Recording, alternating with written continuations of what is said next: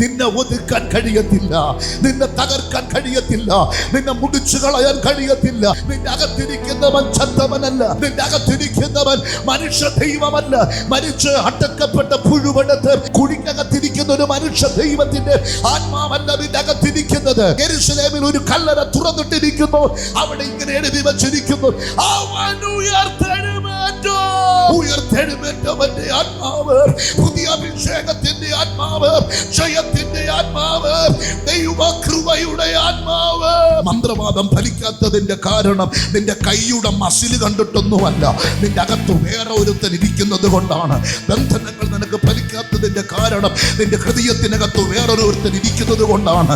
എന്തുകൊണ്ടാണ് നീ തളരാത്തതിന്റെ കാരണം നിന്റെ ശരീരത്തിൽ വേറെ ഒരാൾ ഇരിക്കുകയാണ്. സ്നാനത്തോടുകൂടെ നീ അവനെ ധരിക്കുകയാണ്. ഹേ മരണമേ, നിന്റെ ജയം എവിടെ?